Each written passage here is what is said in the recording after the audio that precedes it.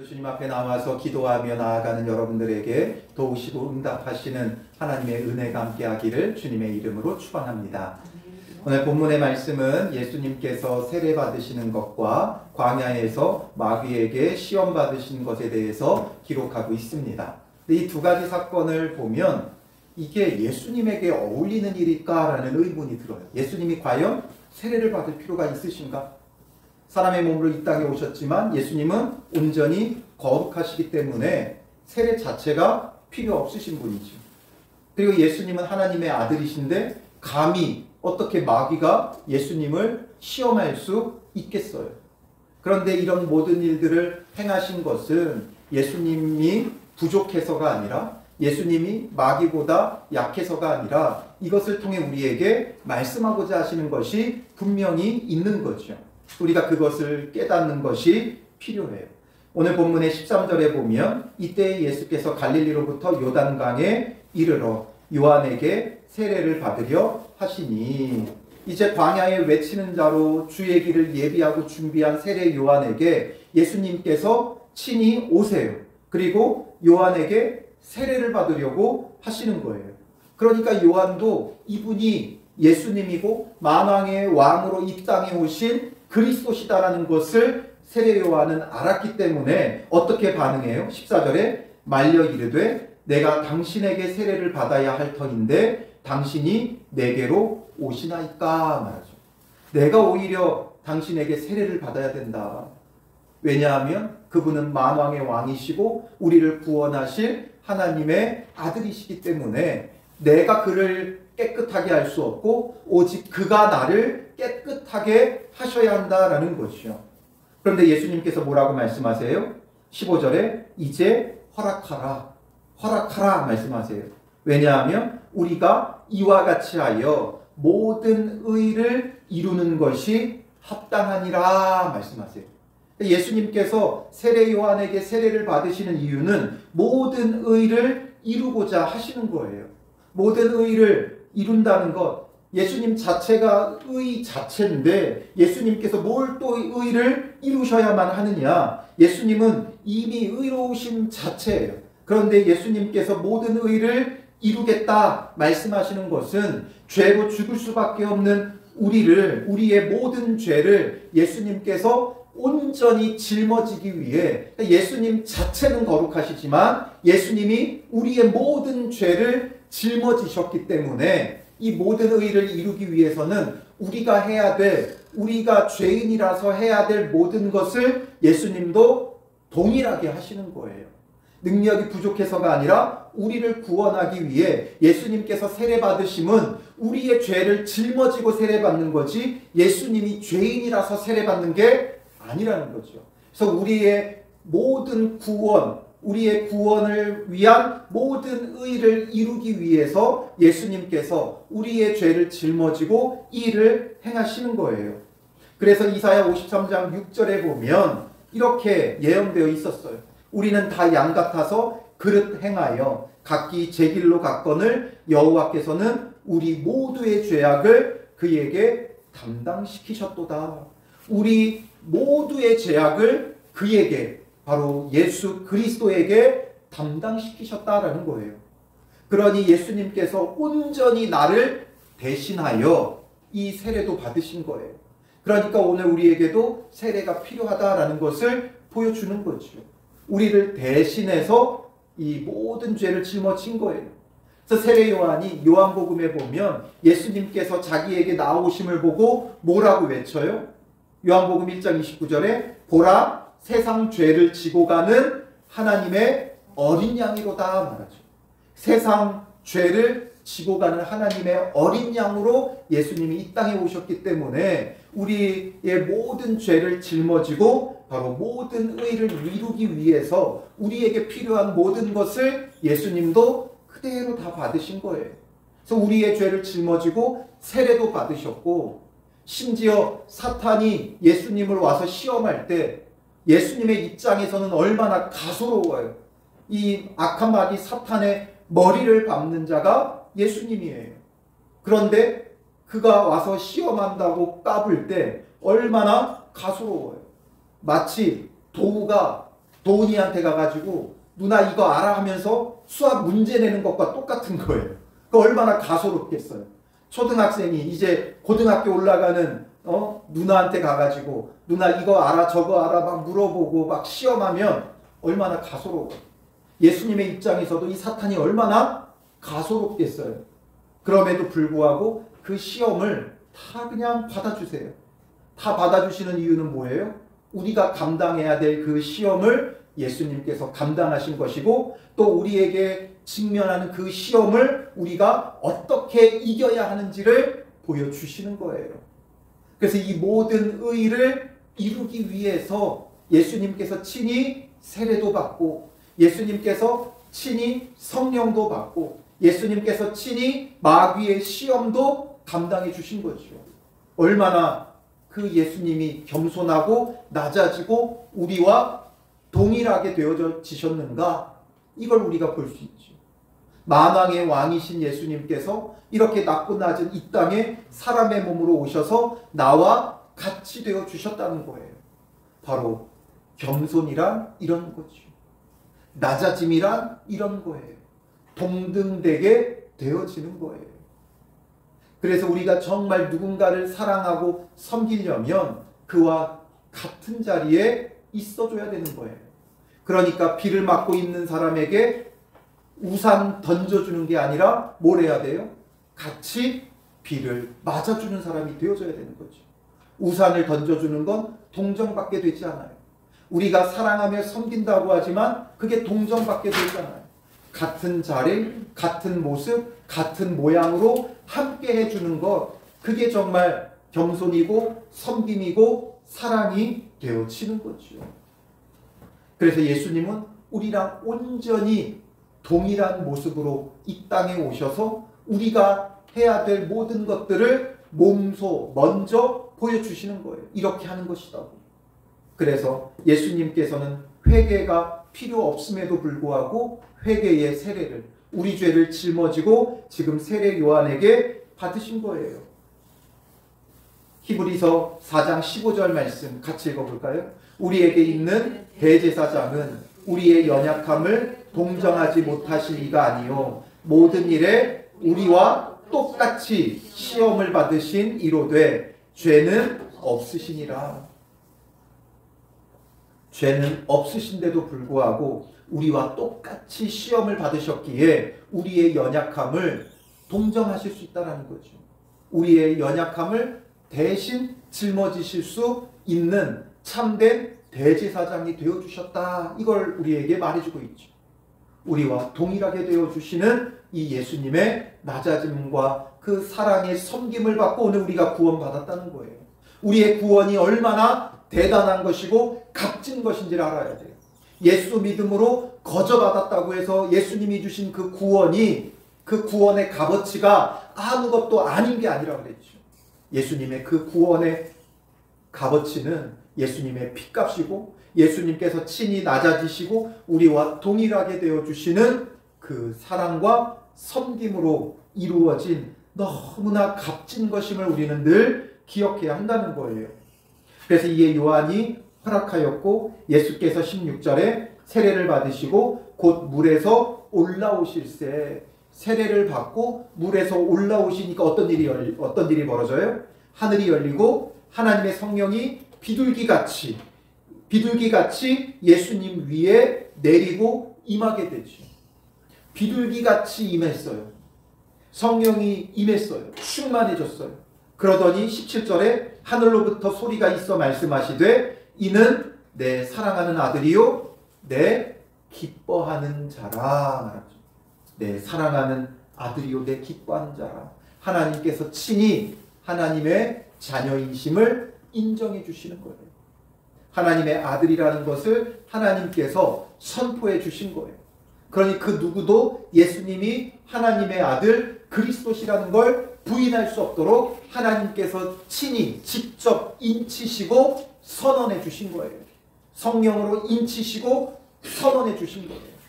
오늘 우리가 하나님의 자녀 되는 것도 마찬가지예요. 우리가 회개하고 예수 그리스도로부터 물과 불로 성령으로 세례받을 때 그때 하나님께서 우리에게 성령을 주시고 그리고 그 성령으로 말미암아 우리는 하나님의 자녀가 돼요. 그래서 성령이 우리 안에 거하시기 때문에 우리는 그 증거로서 뭘 할 수 있어요? 성령이 우리 안에 계시다는 증거가 뭐라 그랬어요? 하나님을 아버지라고 부를 수 있는 것은 성령이 우리 안에 거하셔야 되는 거예요. 아무에게나 아버지라고 부를 수 없지. 하나님을 우리가 아버지라고 부를 수 있는 건 예수 그리스도를 믿고 예수 그리스도로 말미암아 성령의 세례를 받은 자, 그 안에 성령이 내주하심으로 이 성령의 또 다른 이름이 뭐냐면 양자의 영이에요. 양자의 영. 그렇기 때문에 하나님의 양자가 되어지는 거죠. 성령을 받음으로. 그래서 하나님을 아버지라 부를 수 있는 거예요. 오늘 우리가 어떻게 하나님의 자녀가 되는지를 알 수 있겠죠. 예수 믿음으로 구원받고 하나님의 자녀가 되는데 이것에는 바로 예수 그리스도의 성령 세례로 우리를 정결하게 하시고 거룩하게 하셔서 하나님이 거룩하니까 거룩한 주님의 자녀가 되어 성령으로 말미암아 하나님을 아버지라 부르니 하나님의 자녀가 되는 거듭난 자들이 되어지는 거예요.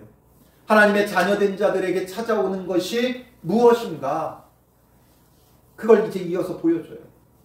하나님의 자녀가 되어지니까 무슨 일이 이제 시작되어져요? 4장 1절로 넘어가면서 그때에 예수께서 성령에게 이끌리어 마귀에게 시험을 받으러 광야로 가사 되어 있죠. 마귀에게 시험 받으려고 광야로 가시게 되어져요. 예수님께서 세례받고 성령의 충만함 받고 또 하나님께서 친히 내 사랑하는 아들이라고 인정해 주시고 그리고 성령에 이끌려 간 게 뭐라고요? 성공과 승리와 명예를 얻는 것이 아니라 오히려 성령에게 이끌려 마귀에게 시험을 받으러 광야로 가사. 하나님의 자녀가 되면 그 다음 수순은 뭐라고요? 마귀의 시험이 있어요. 왜 마귀의 시험이 우리를 찾아옵니까? 하나님의 자녀가 아니면 뭐예요? 마귀의 자녀죠. 마귀의 자녀인데 자기 자녀인데 뭘 시험해요 마귀가. 그냥 내버려둬도 내 밑에 있는데 내 뜻대로 살아가고 있고 마귀의 뜻대로 미워하고 시기하고 질투하고 욕심과 정욕을 따라 살아가고 있는데 굳이 뭐 시험할 필요가 뭐 있어요. 내버려둬도 악하게 살아가는데 죄로 죽어가는데 마귀가 그냥 내버려두죠. 그냥 내버려둬 버려요. 그런데 이제 하나님의 자녀가 되니까 어떻게든 그리스도에게서 우리를 끊어놓으려고 마귀가 뭐예요? 시험하는 거예요. 저는 삶 속에 시험이 없습니다. 그 의심해 봐야 돼요. 내가 정말 하나님의 자녀인가? 마귀의 자녀인가?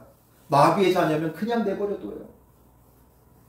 그러나 하나님의 자녀가 된 순간부터는 마귀는 끊임없이 우리를 시험하고 우리를 넘어뜨리려고 해요. 우리를 어떻게든 그리스도에게서 끊어놓으려고 해요.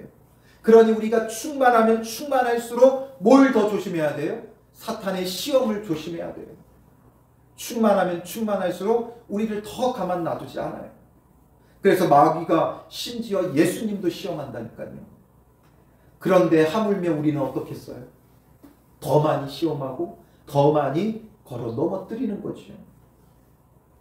그래서 40일을 밤낮으로 금식하신 후에 줄이신지라. 40일을 예수님께서 친히 금식하셨어요. 우리랑 똑같은 몸을 입으셨기 때문에 40일을 금식하신 예수님은 정말 지치고 연약해져 있었어요. 그때에 시험하는 자가 예수께 나와서 이르되, 첫 번째 시험이죠. 우리가 너무나 잘 알듯이 내가 만일 하나님의 아들이거든 명하여 이 돌들로 떡덩이가 되게 하라. 우리의 인생의 가장 큰 시험거리는 바로 이거예요. 먹고 사는 문제죠. 우리에게 먹는 것에 대한 늘 염려와 근심과 걱정이 우리 안에서 떠나지 않아요. 아침 먹고 나면 그 다음에 고민이 뭐예요? 점심은 뭐 먹나? 또 점심 먹고 나면 고민이 뭐예요? 저녁은 또 뭐 해 먹나? 우리 인생이 먹는 게 늘 고민이에요. 염려예요. 걱정이에요. 예수님께서도 우리의 기도에 대해서 말씀하시면서 무엇을 말씀하셨어요? 무엇을 먹을까? 무엇을 마실까? 무엇을 입을까? 염려하지 말라고 하셨죠. 왜냐하면 우리가 인생에 살아가는데 가장 근본적으로 많이 하는 고민이 그거예요. 먹을 것, 마실 것, 입을 것. 사람이 살아가는데 가장 필요한 이 의식주의 문제, 의식주의 이 문제에서 벗어날 수가 없는 거예요. 그러니 그 문제를 들먹이는 거죠. 40일이나 금식하셨어요. 그러니 마귀가 와서 뭐라 그래요? 만일 하나님의 아들이라면, 너가 만일 정말 하나님의 아들이면 이 돌들로 떡덩이가 되게 해라. 예수님 이거 못하시겠어요? 얼마든지 하실 수 있죠. 물고기 2마리와 보리떡 5개로 5,000명을 먹이시는 분이에요. 얼마든지 이 돌들도 떡덩이가 되게 하실 수 있는 분이에요. 그러나 하나님의 아들이거든 말했잖아요. 하나님의 아들, 하나님의 그 자녀된 권세로 해야 되는 것이 기껏 먹을 것 구하는 것이면 얼마나 비참하고 초라한 거예요. 하나님의 아들인데 고작 하나님의 아들의 능력을 가지고 돌이 떡되게나 하고 있으면 그게 무슨 의미가 있겠어요? 자기 먹을 것을 위해. 그러니 예수님은 뭐라고 말씀하세요? 4절에 예수께서 대답하여 이르시되 기록되었으되 사람이 떡으로만 살 것이 아니요 하나님의 입으로부터 나오는 모든 말씀으로 살 것이라 하였느니라. 하나님의 자녀인데 우리가 하나님의 자녀로서 고작 먹고 마시는 것을 주님 앞에 구하고 있으면 이건 정말 자존심 상하는 일이에요. 먹을 것, 마실 것, 이것 때문에 하나님 앞에서 절절매고 구하고 있고 그것 붙잡고 있으면 이건 우리 정말 자존심 상하는 일이에요. 하나님께서 그 자녀된 자들에게 먹을 것, 마실 것, 입을 것, 필요한 걸 아세요? 모르세요? 알고 계시죠? 때를 따라 다 채워주시죠. 그런데 우리가 그것을 구하고 있다면 자존심 상하는 일이에요. 우리의 능력으로 그런 것 채우고 있으면 부끄러운 일이에요. 우리는 하나님의 자녀로서 이제는 떡으로만 사는 것이 아니라 하나님의 입으로부터 나오는 모든 말씀으로 사는 자가 되어줘야 돼요. 하나님의 자녀라는 우리의 자부심이 있다면 이제 우리는 떡으로만 사는 자들이 아니라 무엇으로 사는 자가 되어야 된다고요? 말씀으로 사는 자가 되어줘야 돼요. 그러므로 말씀 가운데 거해야 되고 말씀을 먹는 자가 되어야 되고 말씀을 주야로 묵상하고 그 말씀 가운데 거하는 자가 되어줘야 되는 거예요. 우리가 이제 구할 것은 말씀이에요. 하나님의 자녀로서 우리가 구해야 될 것은 먹을 것, 마실 것, 입을 것이 아니라 하나님의 말씀을 구하는 자가 되어줘야 한다는 거죠.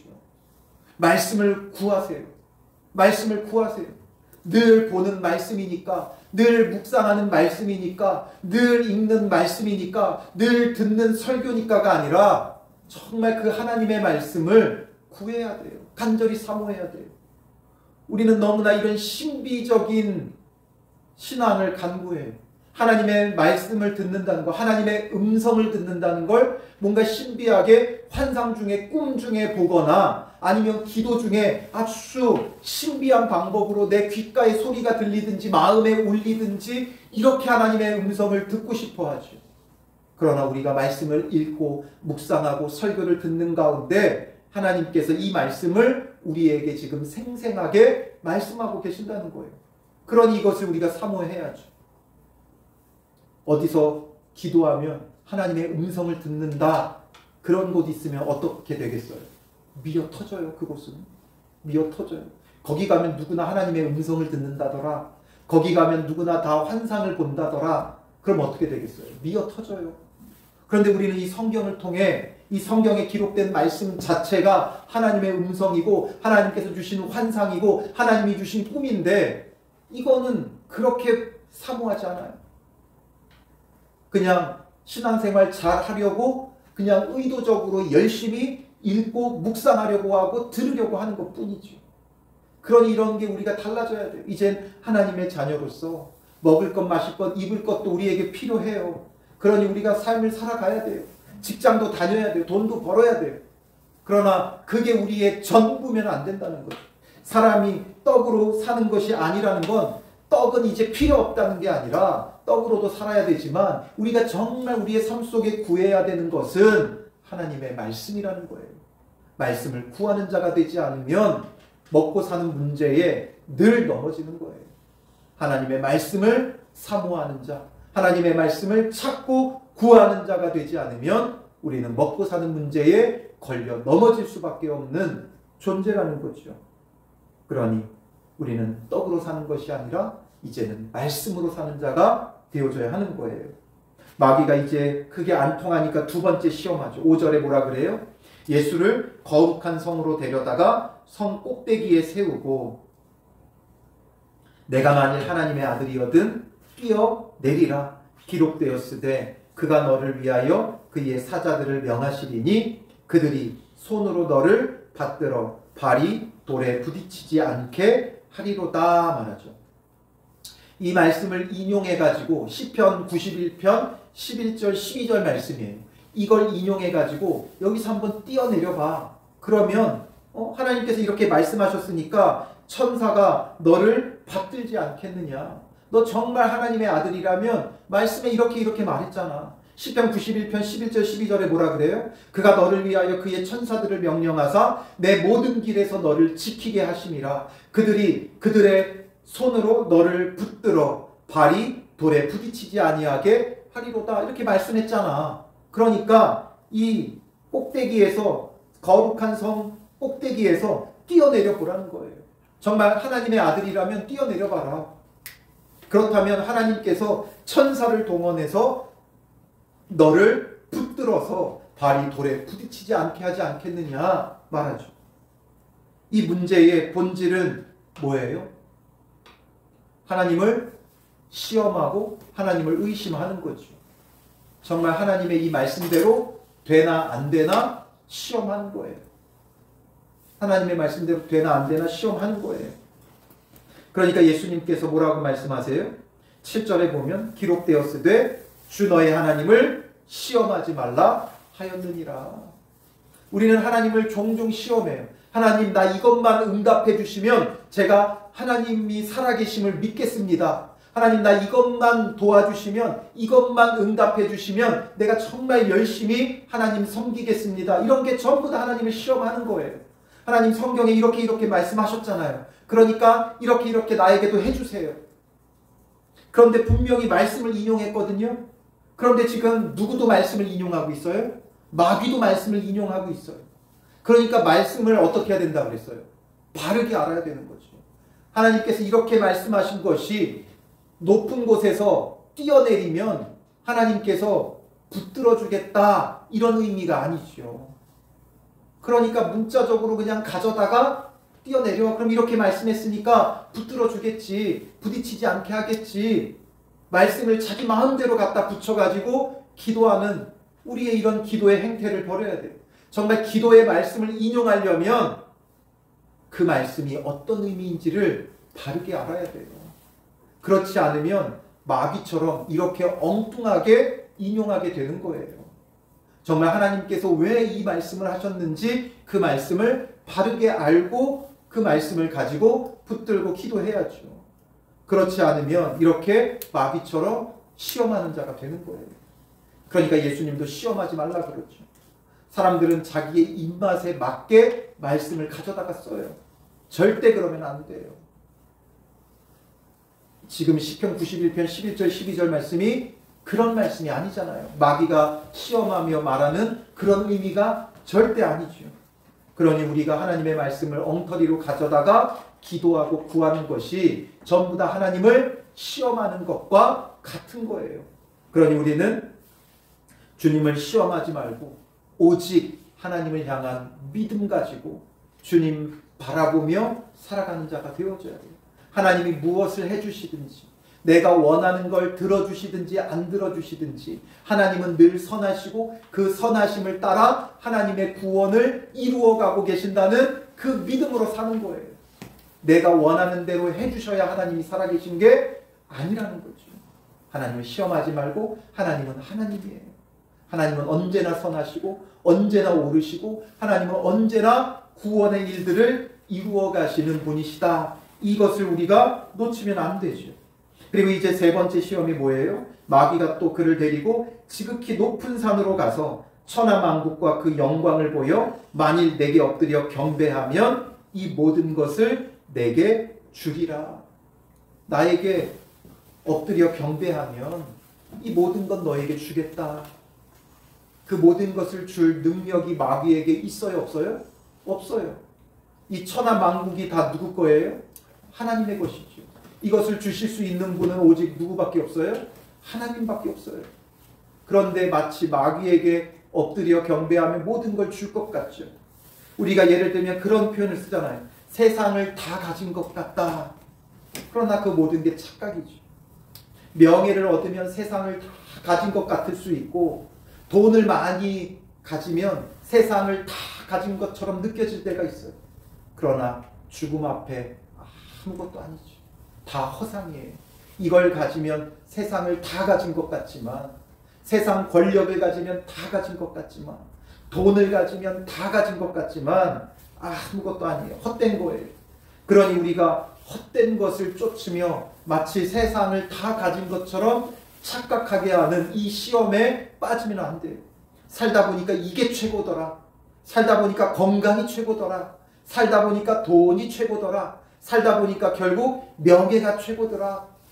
다 헛것이에요. 이런 것들을 쫓으면 세상에서 뭔가 대단해진 것 같지만 아무것도 아니에요. 세상의 권력이 얼마나 허무한 것인지 요즘 우리가 나라를 통해 보게 되잖아요. 그러니 예수님 뭐라고 말씀하세요? 사탄아 물러가라. 기록되었으되 주 너의 하나님께 경배하고 다만 그를 섬기라 하였느니라. 사람이 두 주인을 섬길 수 없어요. 오직 하나님만을 섬기고 하나님만을 따르면 하나님께서 주시는 그 구원의 은혜를 우리는 누릴 수 있는 거죠. 그러니 예수님께 이렇게 시험했던 마귀가 오늘 우리도 찾아와요. 그럼 우리는 이 시험들 속에 어떻게 해야 되겠어요? 예수님께서 지금 어떻게 전부 다 마귀의 시험을 이기셨어요? 말씀으로죠. 전부 다 말씀이에요. 처음에 사람이 떡으로만 살 것이 아니요 신명기 8장 3절 말씀이죠. 사람이 떡으로만 사는 것이 아니요 여호와의 입에서 나오는 모든 말씀으로 사는 줄을 내게 알게 하려 하심이니라. 또 하나님을 시험하지 말라. 두 번째 말씀은 신명기 6장 16절이죠. 너희가 마사에서 시험한 것 같이 너희의 하나님 여호와를 시험하지 말고. 또 마지막 세 번째 말씀은 어디예요? 신명기 6장 13절이죠. 내 하나님 여호와를 경외하며 그를 섬기며 그의 이름으로 맹세할 것이니라. 오직 여호와 하나님만을 경외하며 섬기라라는 거죠. 결국 모든 것을 무엇으로 이기셨어요? 말씀으로 이기셨어요. 아까 말씀을 구하는 자가 되어야 된다고 그랬죠. 떡을 구하는 자가 아니라 말씀을 구하는 자가 되어야 돼요. 그래야 이 말씀으로 이겨나갈 수 있는 거죠. 이 말씀으로 이겨나갈 수 있는 자가 어떤 자들인가? 바로 아까 예수님이 세례받고 성령받고 하나님의 자녀라 인치심을 받으니까 말씀으로 이겨나가는 것처럼 오늘 우리도 예수 그리스도로 세례받고 예수 그리스도를 통해 성령과 불로 세례를 받고 하나님의 자녀가 되어 이제 그 예수 그리스도의 충만함이 있을 때, 예수의 그 충만함이 있을 때 세상 그 어떤 것도 우리의 시험거리가 되지 않아요. 예수 그리스도로 충만하지 못하면 작은 것 하나도 다 시험거리가 돼요. 작은 것 하나하나가 전부 다 시험거리가 돼요. 예수 그리스도로 충만하고 예수 그리스도로 만족할 때 그 말씀으로도 이길 수 있는 거예요. 말씀을 많이 안다고 말씀으로 이기지 못해요. 바리새인들, 서기관들 전부 다 말씀을 너무나 잘 아는 박사들이에요. 그러나 그 말씀으로 이기지 못하죠. 왜 그래요? 바로 예수 그리스도의 충만함이 없으니까 그래요. 우리 안에 예수 그리스도의 충만함이 있으면 그 어떤 것도 우리에게 시험거리가 되지 않고 말씀으로 이겨나갈 수 있어요. 그래서 예수님이 말씀하시죠. 내가 주는 물을 마시는 자는 영원히 목마르지 아니하나니 내가 주는 물은 그 속에서 솟아나는 영생하도록 솟아나는 샘물이 되리라 말씀하시죠. 예수 그리스도의 그 충만함이 있을 때 우리는 더 이상 목마르지 않아요. 배고프지 않아요. 먹을 것 마실 것이 아니라 주님의 말씀으로 사는 자가 되는 거예요. 예수 그리스도께서 주시는 그 영생수가 우리 안에 그럴 때 우리는 의심하지 않아요. 믿음을 가져요. 우리는 오직 주님만을 경배하며 섬길 수 있어요. 말씀으로 승리할 수 있어요. 그래서 올해 우리의 표처럼 오직 예수로 충만한 성도들이 되어지고, 그래서 예수 그리스도의 충만함에서 말씀의 승리가 나오는 거예요. 그러므로 예수 그리스도로 충만하고 말씀으로 승리하는 성도들 되시기를 주님의 이름으로 축복합니다. 우리 충만 같이 찬양으로 고백하고요. 주님 예수 그리스도로 충만하게 하시고 예수 그리스도로 만족하게 하시고, 그래서 말씀으로 늘 승리하게 하옵소서. 또 이 나라에 얼마나 많은 분열과 갈등과 위기가 놓여 있어요. 주님 예수로 충만한 나라와 민족이 되게 하여 주시옵소서. 나라를 위해 기도하고요, 교회를 위해 기도하고 여러분들의 기도 제목을 놓고 기도하시기 바랍니다.